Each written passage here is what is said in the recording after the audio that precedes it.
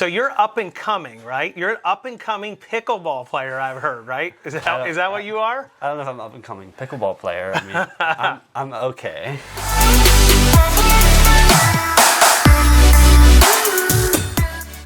We haven't played together yet. We have not played, but we need to, definitely. I play at CV every Tuesday. Okay. We'll have to play at Smash Point. I played inside there today. But what you are not an up-and-coming person is in real estate investing. You already got 17 rentals, and you're 23 years old. You have your own construction company, right? Yeah, correct. So tell us a little bit about that, how you got started, what made you want to buy real estate, and how it's been going for you. Yeah, definitely. No, I appreciate this opportunity, Rob, and to meet you as well. So he reached out to me at pickleball. That's how we first met. Like I was at Smash Point, and then got connected with Rob, which I tried to reach out to you via Facebook a few times. Like 3 times. When I went to message you, I was like, he's reached out like 3 or 4 times. And he wouldn't respond. But anyway, I left it go. That was a year ago too, and I left it go. It's no big deal. Yeah. Because I had stuff. I mean, I just wanted to pick your brain, and I'm sure you had lots of people that reach out to you, and it's like you get overwhelmed with stuff, and it's not a big. That's fine. But anyway. So that's how me and Rob got connected, was through, pickleball more or less. Yeah. And then, we have similar interests. And so, so I started my construction company, Equitable Builds, back in 2020. I got back so I did YWAM with a youth with a mission. Okay. It's like a DTS, discipleship training school, gap year program. I went to Australia in 2018. And I got back in 2019, and so it was like for 6 months I was kind of like, we would read the word, learn about Jesus and stuff like that. So through that, I was in that mission trip that we did, and I was broke and I had no money, and I was like, I would hear stories of real estate investors, and people had told me about bigger pockets, and I would occasionally hear that, and I was like, well, how can I, someday I want to be traveling the world, and I want to be, like, my deep desire would be to travel the world and not worry about, expenses. Like, hey, my expenses are covered by my cash flow. So, like, then I started really diving into, like, real estate, but I didn't have any money. So I kept doing construction. And so I started my business. I started the brand Equitable Builds. Didn't know what it would, look like or what it would, all entail. I was 19 years old. And did you know anything about construction at the time? Yeah, so I started doing construction when I was 15. Oh, okay. So I grew up Amish, and then I grew up Amish in Millersburg. Okay. And so 15 years old, I was doing construction. I didn't know that. I didn't know you were Amish. Yeah, so I grew up Amish. But you don't have a buggy now, do you? No, I couldn't get here in time. Did that cause problems by you doing that, or no? No. So okay. my parents aren't Amish anymore either. They left. Okay. They left as well in 2020, but I left in 2017. Okay. And then, that's why I went and did that gap year thing. So you learned hard work. You learned hard work at a young age. Yeah. So that's kind of also why, like, I have that ethic just to go and get it. And some people don't, like. I have employees, and some people don't understand, like, because Mennonite and Amish, they don't you don't understand why they're driven so hard, and so, like, some people don't understand why I have that drive. They're like, what the heck, what motivates, like, why do you have that drive? But it's like, it's been instilled in me since I was a kid, right? Yeah, they made you work in the yard. They made you do stuff. I hated it, but now I look back and I'm like, it was the best thing ever, right? Yeah. So, because, like, I probably wouldn't be where I'm at today if I wouldn't been a kid. When I was a kid, 8 years old, driving a tractor or a horse and buggy. Milking the cows in the morning, getting up at 6 o'clock and working until 8 o'clock at night. I probably wouldn't be where I'm at today at 23 if I wouldn't have done that. So, that's awesome. But yeah, that's how I kind of, like, got started at 15, worked for a custom home builder, and then at 17 I became a foreman. And that's when I realized, well, if I'm a foreman at 17 telling other people what to do, older than me, then why am I here? Because I should probably build my own thing. Yeah. And so that's why at 18, in 17 I took, like, a gap year and went to Australia. So I kind of just left all work aside and just went out and just kind of, like, didn't know anybody over there. Yeah. And just got to spend 6 months over there, got to connect with other people, made new friends. Now I have friends all over the world, people in Netherlands and Canada and UK. So awesome. Yeah. So then how did you buy your first rental property? So when I bought my first rental. I was working with Daniel Esch. He's from Lancaster. Okay. He has quite a few rentals. I don't even know how many. It's a lot. But I was working for him as like a subcontractor, just on his fix and flips, and I was working in the field at that point. And I wanted to buy a rental, and I told him I want to buy properties. And throughout that whole time frame that I was working with him, I was really reading a lot of like real estate books, and podcasts, and everyone, like all the podcasts I would listen to, like Bigger Pockets, they would motivate me to, like, you know, to go out and get it. So pretty much, like, if I wouldn't have had, like, people ask me, how do you get the knowledge you have? Well, it came from books and mostly Bigger Pocket podcasts. Wow. Like, most of my real estate knowledge comes from podcasts. Nice. And so, like, even like any like people that want to get started, they have to just listen to podcasts. It doesn't matter if it's Bigger Pockets or if it's Rob's podcast or whoever. Like, if it's someone that's giving out knowledge about real estate or even life, you know, you can move forward. So I was working with Daniel, and I told him I want to buy a house. He was a realtor, and so he helped me buy my first house. And for 6 months, I was looking for a property. And I was just getting discouraged. I couldn't make anything, you know, I didn't have any money either. I had, like, I started out with, like, no money in real estate. So my first hard money lender, he gave me 100% financing for the purchase price and closing cost, and also for the rehab cost, which I did all the rehab costs, you proved to him you could do the rehab. That was your angle. So so when I called him up, he didn't know who I was. Yeah. He didn't check my social security number. He didn't ask for my social security number. Yeah. He just asked what I do and how much money I make and who I was working with. And that's it. He knew Daniel, so I guess. Did he talk to him? I'm not sure. Okay. But anyway, he lent me the money, and then after the deal, we refinanced, everything went through. I called him up. I said, you know, I thanked him that he lent me the money. Yeah. And since then, we have done 20 plus deals together. Like, I've done some fix and flips.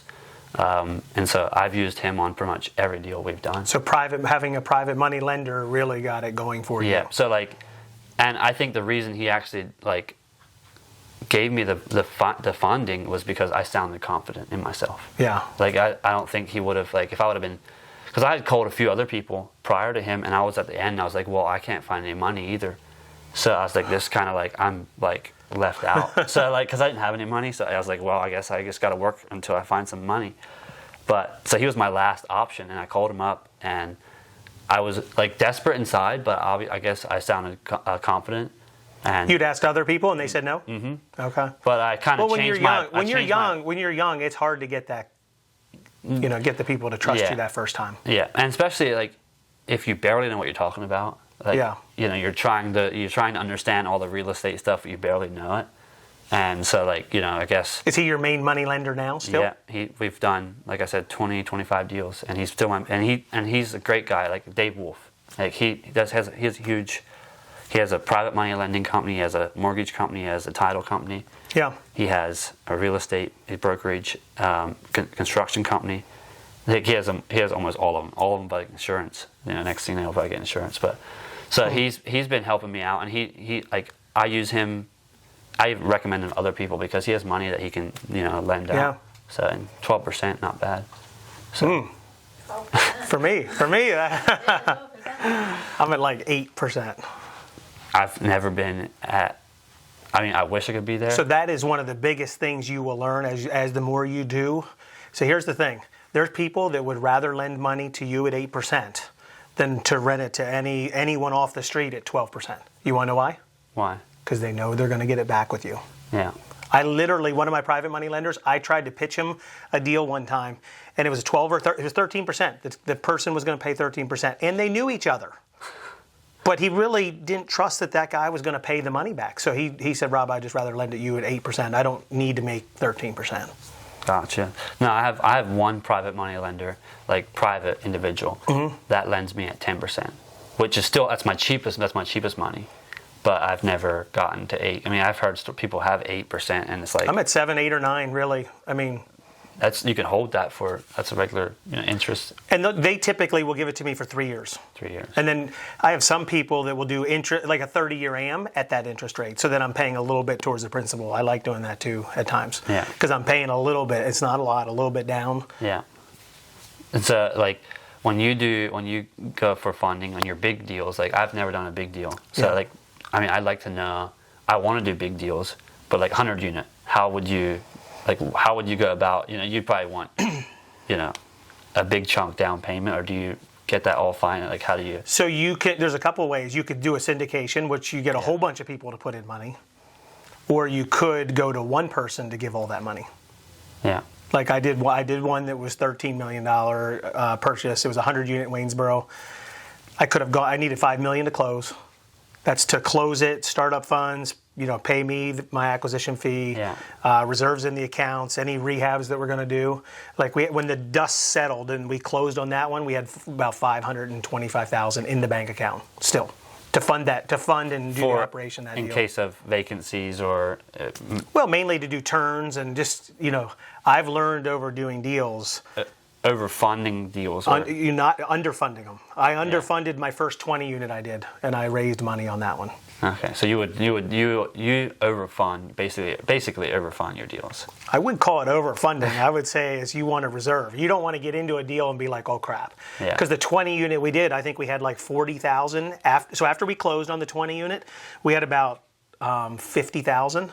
But then we had to fix up units quickly because we were turning units and raising rents. Yeah. And then all of a sudden, we're like, we never really budgeted to do the hallways, and all that was like 15,000. Yeah. And we were at one point we were negative in the account.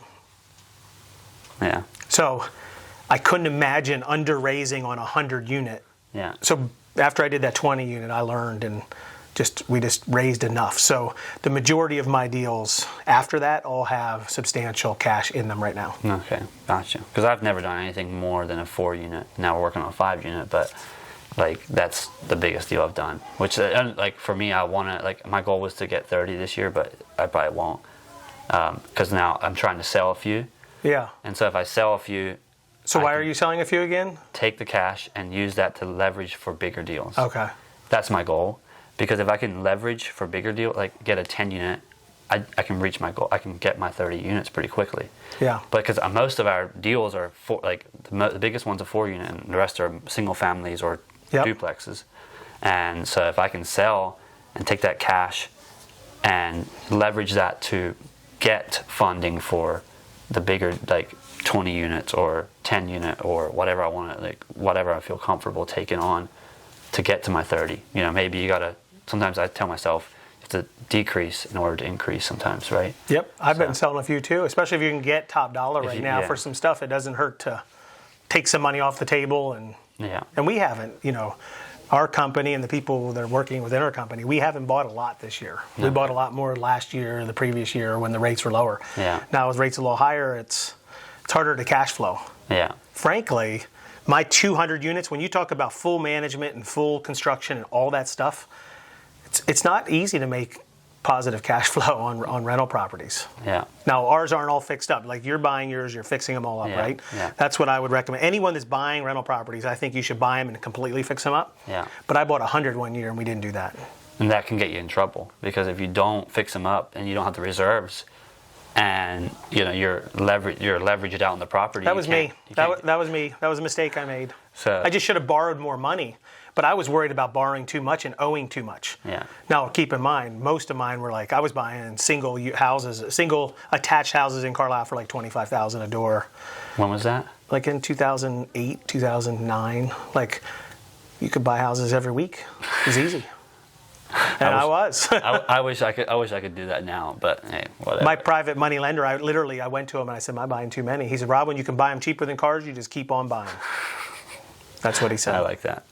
No, because I wish if I could buy them at $25,000, you could buy a lot more, but we're paying $65,000, $70,000. How much rehab are you putting into a lot of your units? About $70,000. About 70. Yeah, on average it's 70. I mean, right now we have 2 of them that we put $100K in. So you're all in. How much a door usually? Your cost. Usually about $130 a door on average. Yeah, on average. So it depends on which area. So right now we're doing a lot on Penn Street. Okay. And on average we're about 125, 130, and they're appraising for 180 to 190. We're trying to push to 200. Are you cashing out if you can or no? I am, but so last year I didn't record any income, right? I did I did a bunch of cash out refis, which was my income. And it was like we did like $150,000 in cash out refis. That's what I got back. Okay. But they don't. That's non-taxable. Yeah. So I went and did. And with real estate, you can deduct a lot. Yep. And we deducted everything we could, and it came out to we didn't make any money. Which some people say it's good, some people say it's not good. I don't think it's good. You need to pay some tax, or you're going to have trouble getting a loan. That's the problem. So I think you have to pay taxes regardless. I ended up having to pay about $750 in tax. Wow. Last year. It was 1.2, but I got it down a little bit because of opening our assisted living. Gotcha.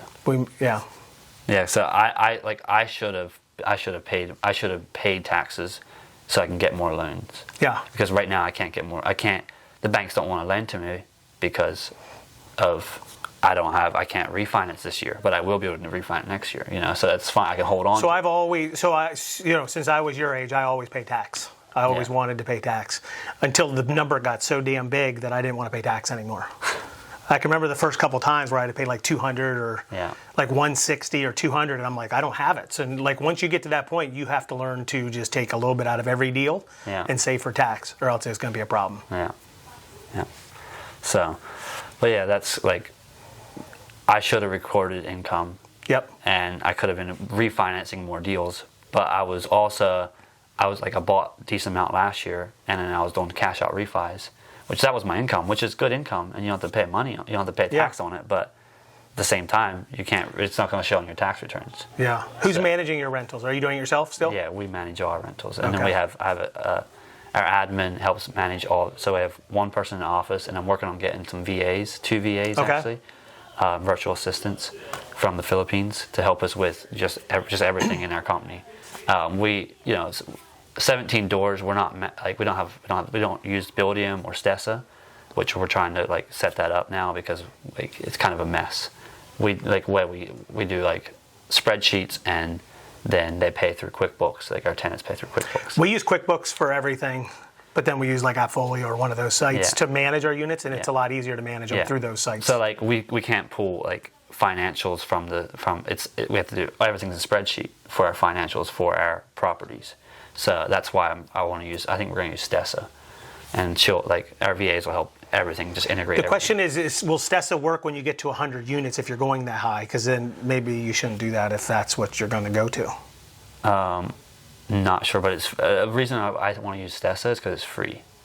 I mean, it would probably save a couple bucks. But. Yeah, I think AppFolio minimum's $250. Then it gets more expensive when you add on top of that. Okay, so I mean, I guess that's a good thing to check into to make sure that would actually work for 200 units or however many units I want to have. My guess is no, because I don't hear of anybody using Stessa on a larger scale. Yeah, I know Brian or some other people with only 20 or 30 rentals, but once you get to a certain level, or you can just change at that time too. Yeah, I get it. When I hired my first property manager, I remember we hired someone for $10 an hour, and then but that adds up, and you don't have enough cash flow to really pay for them. Yeah.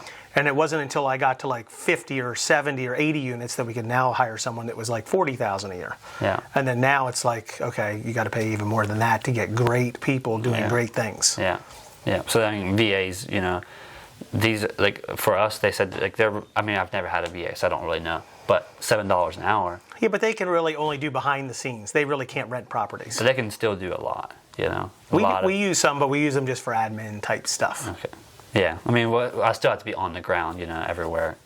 Or property management or project management or someone, in that role has to be on there. So who's maintenancing? You don't have a lot of maintenance? Our construction company does all the maintenance. We don't have that much maintenance. Yeah, because you're totally fixing There's a few properties we haven't totally fixed up when I bought them. And those are the only ones that we have consistently go back and do maintenance to. So those are the ones, and I barely ever get a phone call in the evening from a tenant. Well, they don't have my phone number, but we barely ever get a phone call from a tenant in the evening or after hours or on the weekends. Very rare. Neither do I. Very rare. I never get one.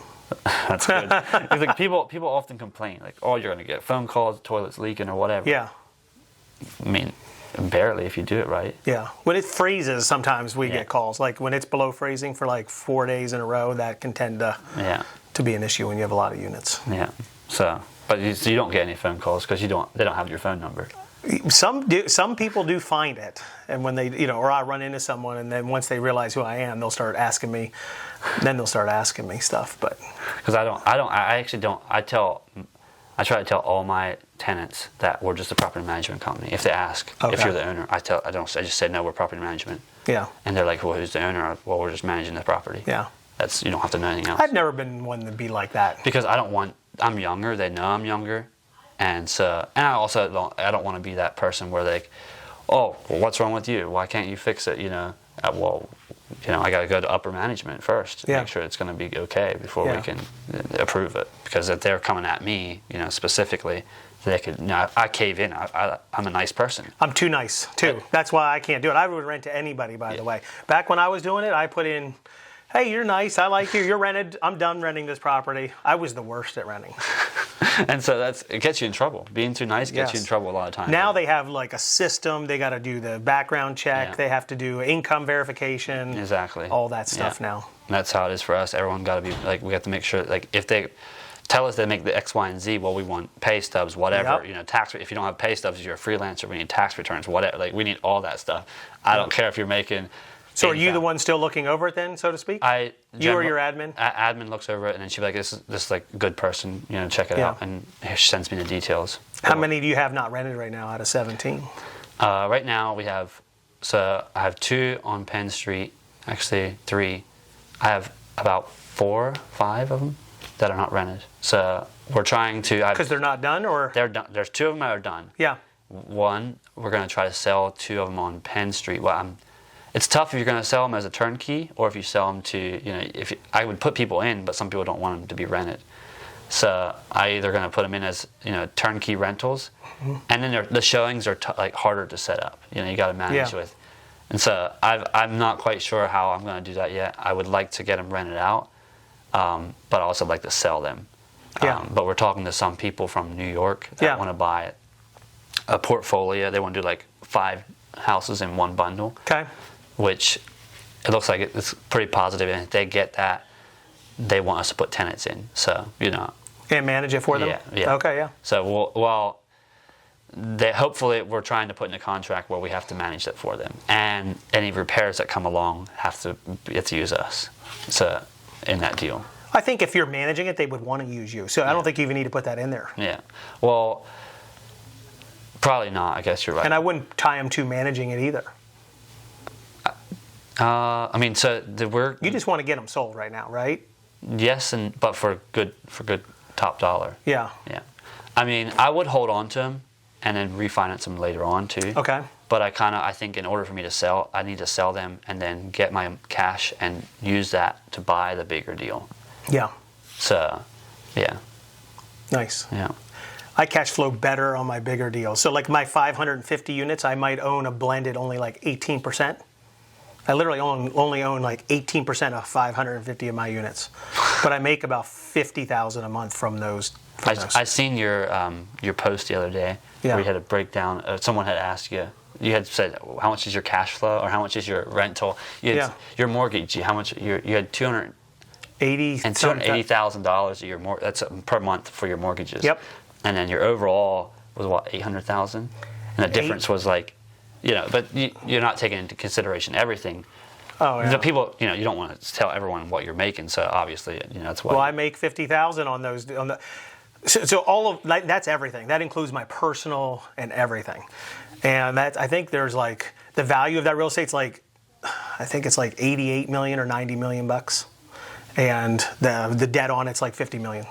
Wow. So there's a spread of there's like 50 million of equity, but I would say only about 20 million of that is mine.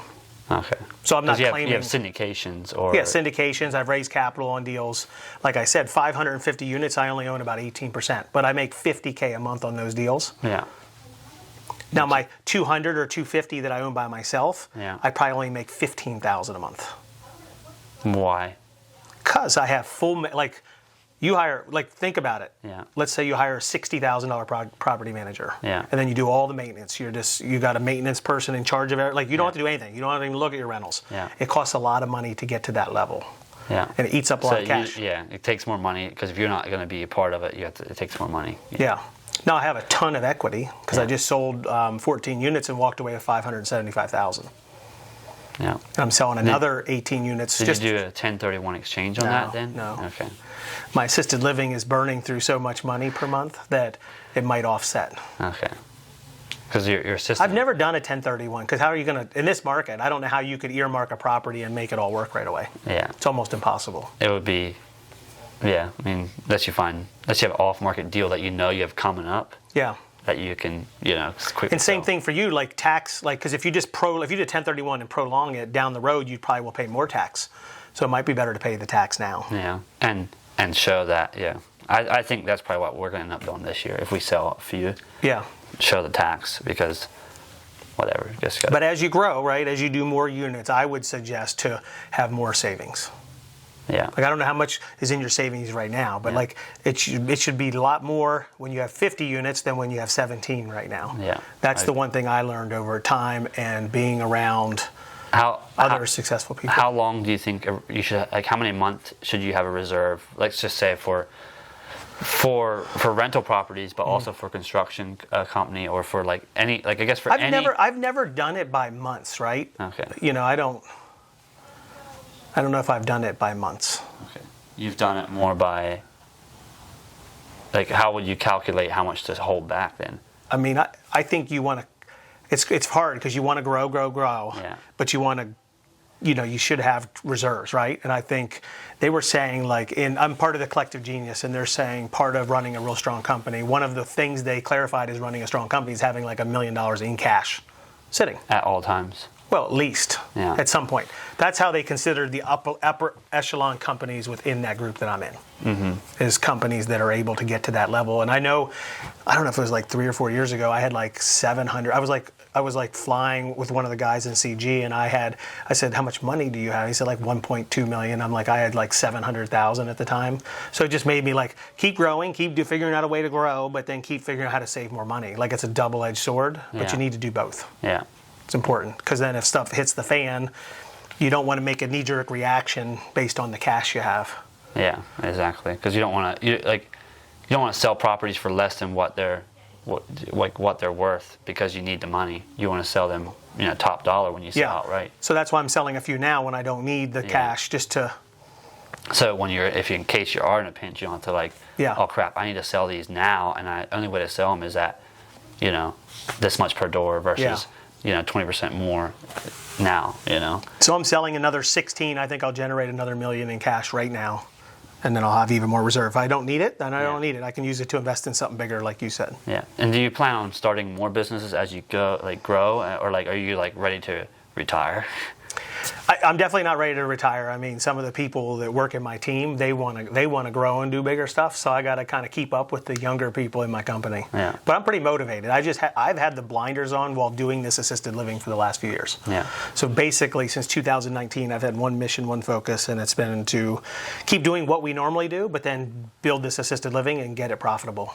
And then I can decide what to do. So I'll have 1 month where we have good growth in the assisted living, and then I'll be like, okay, what am I doing? But then I got to understand. I got to get it profitable before I do anything. Yeah. But then you would possibly sell that, and you maybe do another one, or do you starting up stuff? Is that something? No, I'm not a startup stuff guy. I like passive cash flow that comes in every month. I like the thought of that. Yeah. I've never really used it. So I say my rentals have that $50,000 a month come in. I've never spent it. Here's the thing. When you get to $50,000 passive income a month, right? 15 of it's tax. Now I make 35. Well, 35, if I allocated 15 of it to a beach house, then it's gone. Yeah. So I've never spent it. It just keeps adding up. Yeah. Now when the assisted living gets possibly full, that could be another 125,000. 125 plus the 50 is 175. That starts to be something I could do something with. Yeah. Yeah. My goal is to get it to $300K a month. Yeah. But we've got a couple families. My brothers are involved, and we got to you're make sure we're taking care. And you're partners. Yeah, we're different ownerships, but I've got 2 brothers, and my brother's wife is involved. There's 5 of us. Okay. Yeah. Nice. So. But we have really, the thing I see with young people is everyone wants the nice truck, the nice cars, and that there's a time for that, but not right away. No, I did it wrong. I had a Porsche when I was 16. I convinced I was the biggest salesperson in the plant. I could sell my dad almost into bankruptcy. That's how good I was. Now he didn't, but I told him I needed that. And then when I was in college, a freshman year, sophomore year, he bought me a Corvette. And then after I graduated college, I convinced him I needed a Corvette, so I went and bought one while I was living at home. Now I quickly sold it. I got with my wife. She loved it. I was building houses and building this house for myself and had this Corvette. And when she got with me, and then right when we got together, I got rid of the Corvette and got serious about real estate. That's cool. I don't think I started really getting seriously focused until that recession. So how 2008. old were you? I was probably 24, 25, 26. I had about 28 rentals, and just like literally, if you built a house from the ground up, you were losing 60 grand. You're saying that's what the market. As a builder? As a builder. I was a builder. I built the house, got done with it. I lost 60 on one and 40 on another, and I said I can't build anymore. So I stopped. Didn't build another house. Because it was impossible. Yeah. So. And that was in 2008. Well, Yep. 2009. Yep. Yeah. And so my wife was already a realtor. I owned 2 real estate offices, and I shut both of those down. I got bought out by Berkshire Hathaway, and I've been with them. I've been with them in this office and this company for like 15 years. Okay. And we've started a real estate team because as a realtor, you can sell in any market. Yeah. Bad market, good market. Yeah. You just have to be willing to do what everyone else is not willing to do. Yeah. Yeah. So that got us. We were like $1 million in debt, I think, when we started tracking where we were.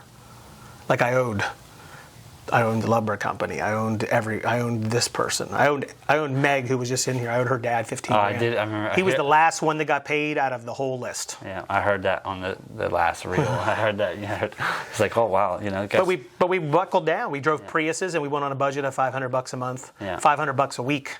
That was back in 2010, 2009, 2010. I'm still on the same budget, just with some bonuses that just started literally 3 months ago. Nice. And it's when I pay out a bonus, it's based on the month financials. Like, are we doing good? Yeah. Is everything going in the right direction? Do I feel like I can do it? And if the answer is yes, then I pay out a bonus. Yeah, that's good. Yeah, so I mean, you don't need all the flashy stuff, and you don't need I don't even drive. I don't have a personal car.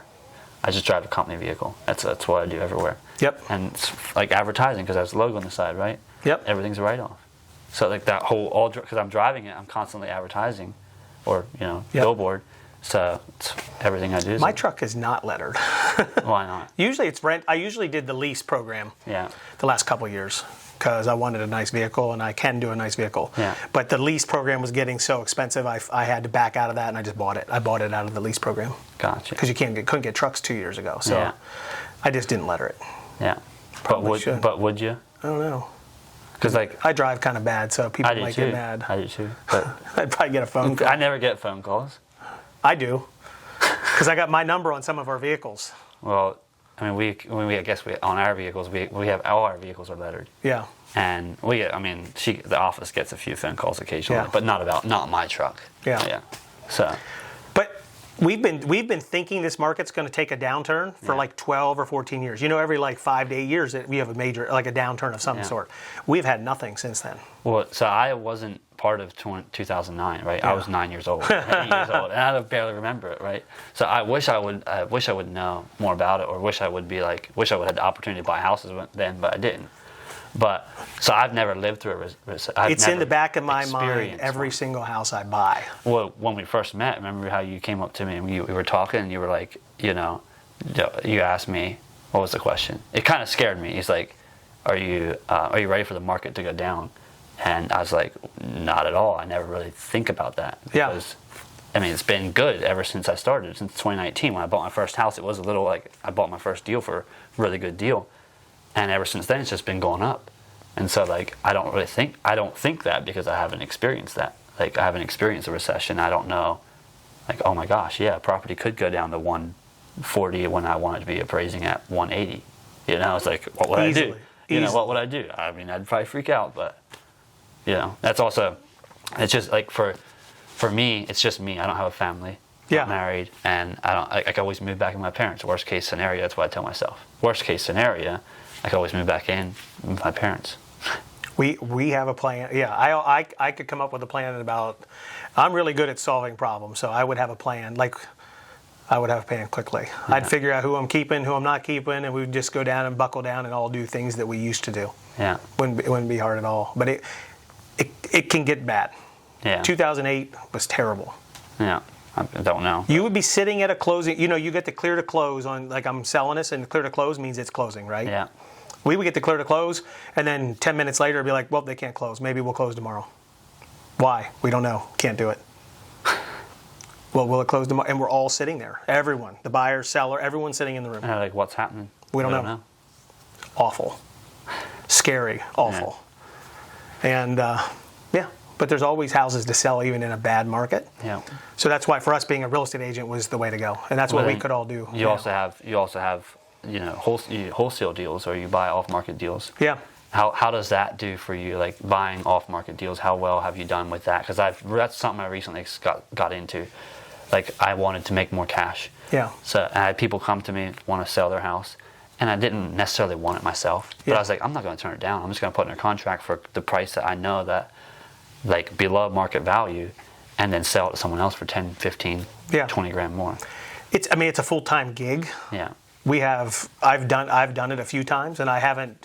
We've made money every single time, but I'm on a new rendition of it right now. We have new people and a new team, and it's exciting. So the thing is, I'm not too involved in it. Yeah. My sister-in-law is involved with it, and we bought one flip. We just started basically a month ago, so. They're doing good. We're doing a little different version of it right now. Okay, because you've been doing wholesaling for. I've been doing the wholesaling type thing, but we've never really done more than like 20 or 30 deals in a year through that company. Okay. We'll buy through tax sale, sheriff sale, word of mouth, our Facebook marketing, like everything that we do like realtors bring us deals. Like we just work any angle we can. Yeah. And I'm working. My brother Mike's working. Other people I know are bringing me deals. Yeah. And we're only flipping like 10 right now. Normally we're doing like 20. Gotcha. Because of the market is can't find deals. Can't find deals. Yeah. And I don't want to go because I know the market can turn in 6 months. I don't want to take something that if it's in a certain school district like Cumberland Valley or Bowling Springs, but now if it's in Carlisle or some of the other school districts, I'm not going to go out on the limb and think it's going to be worth, just because you have a comp right now. Yeah. That is what it is, doesn't mean it's going to be that way in 6 months. Yeah. And I'm not going to do, and here's the thing, if it's $400,000 house in Carlisle, I don't really want to be at that price. So to do all this work to only make 20 grand doesn't seem worth it. You'd rather wholesale it because you make 20 grand. But I can't wholesale it through a lot of the avenues I get it from. Like through a realtor or somebody that I know that way. Oh, gotcha. Yeah, makes sense. And I don't want to just make 5 or 10 grand. I need to make 30, 40, 50,000. I wouldn't wholesale a deal unless I make at least 10,000. I mean, maybe you don't put this out there, but it's out there. Crap. I mean, but that's fine. You found the deal. You can put it out there, and if it doesn't sell, it doesn't sell. Yeah, because and my like worst case scenario, We've made 3,000, 5,000 on deals in the past. Worst case scenario, I just keep that and do it because I know it's a good deal at what I got under contract. Yeah. So, but yeah. But real estate's a great thing. I think it's the easiest way to be a millionaire if you aren't one. I think it's definitely 90% of millionaires are made through real estate. So it's definitely hands down a great way to go. Yeah. Do you have like a life insurance policy, and how big is that? Like, do you have, because there's like a certain, so I think you should do like a Roth IRA. Like I think you should do like 50, like do something like $50 a month into the Roth IRA because that grows tax free. Yeah. I did that till I made too much money, and I do have term life insurance. Not whole life. Nope. Just do a Roth IRA and buy real estate. You're fine. Okay. Buy a good real estate. Gotcha. Because I did a whole life. Because you ever hear about you overfund it, right? I don't care. I don't take the money out. I have money. I don't like that. I don't like that. Do the term, like I learned this from the Dave Ramsey. I don't do everything he says, but he says do the Roth IRA. Yeah. And just save the rest of your money and invest it in the whatever real estate or stocks or whatever. Gotcha. I'm not a big whole life guy. How much do you spend a month in that? Not much right now, but my plan is to continue to put more in. See, I would just buy more real estate. What do you think they're doing when you put money into them? What are they doing with it? Buying real estate. Yes, they are. Yeah. They're doing something. They're investing into something. Yeah. They're taking your money, investing into something, and then paying you a return. Yeah. Yeah. I mean, the nice thing about the Roth is max that thing out if you can. I don't. I don't put any in it. I do like a SEP IRA now, like $100 a month through my company. Gotcha. But all of my stuff's in real estate, cash, I might diversify. I'd like to be the bank and be the lender for people down the road. So how comes you haven't ever started doing hard money lending? You probably have done hard private money deals. I haven't been the bank. Very few times I've been the bank like that. Because that's also one of my goals. Because I'm an operator. Like we're doing deals. I just invested $3.5 million into my own deal. It's going to make $125K a month. So what's that return? Yeah. Let's look at that. What's that? So 125 times 12, right? Divided by 3.5. Why would I loan it 8% or 10%? Well, what if you could do 10% plus 2 points? I know, but I'm making that. I'm an operator. Yeah. I'll make 42%. But you have other stresses in that, doing that, Not a lot. I don't think a lot. Okay. I have a full leadership team there that runs the whole business. I can go away. Because some people don't want to deal with having the stress of taking care of the property or leasing it out. But you do have the stress if they don't pay you back. So you got to be able to go do. Yeah. So I think I would do what you're talking about eventually. Yeah. I am funding my first flip in a long time. Yeah. I normally don't even fund my own flips. And I have the cash. Yeah. I just am so disciplined about keeping the cash. Because once you start doing a little bit of lending here and there to yourself, you don't have that. Then it's gone. Yeah. Because if something happens, you're like, oh, shoot. It's tied up for a year or two. Then, yeah, or if something 3 happens. years. So but I bought a $345,000 flip, and I just decided to use my cash instead of using a line of credit. Line of credits are 10% right now. Yeah. Well, I'm glad you came. I hope people can see what you're doing and learn from you. Yeah. But you do seem like you have your act together, and that's impressive. Thank you. Now we need to play some pickleball. We definitely need to play pickleball. I want to play pickleball with Rob. I think we make good partners, but also, I'd like to see how good you are. I'm decent.